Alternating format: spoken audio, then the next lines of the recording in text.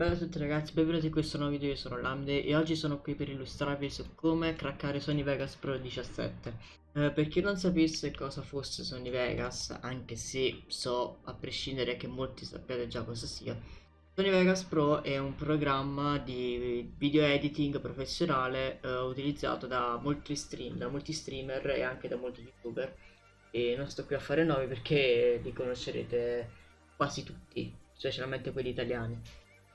Niente ragazzi, cominciamo subito col video. Parto subito dicendo che troverete nella descrizione questo link che vi porterà a Mega e in cui dovete scaricare questo file.rar.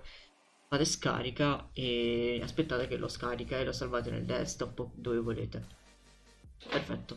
Aprite il file e la prima cosa che dovete fare è fare il setup.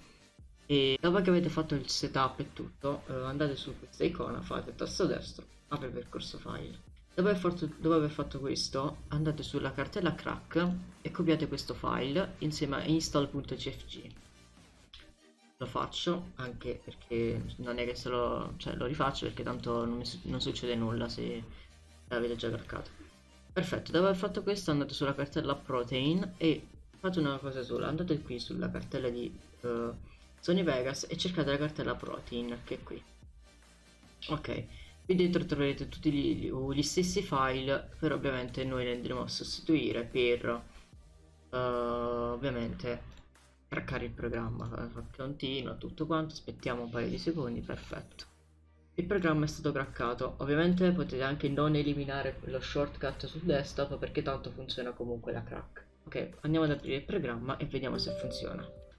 Ok, aspettiamo che il programma si avvii. Per vedere se il programma se è stato craccato dovete vedere in alto a sinistra la scritta Licensed to e Quadra.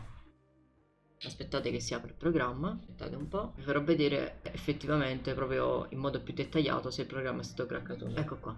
Il programma si è appena avviato, tutto quanto. Ok, perfetto, andiamo su Help e andiamo su About.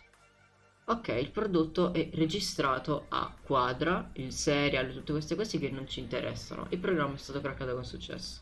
Potete fare tutto quello che volete, Project, Explorer, le transizioni, i VFX, gli effetti, Media Generator, Project, tutto il resto che vi serve. E ragazzi, spero che questo video vi sia piaciuto, commentate, iscrivetevi al canale se non l'avete ancora fatto, lasciate un commento se volete sapere qualcosa in più e inoltre vi invito a seguirmi sul mio canale Twitch dove vado in live non quasi tutti i giorni, però quando ho la possibilità vado in live su Valorant, ma spero di poter andare in live anche a breve su altri videogiochi. Non mi sto a dire quali videogiochi perché comunque sia lo scoprirete in live.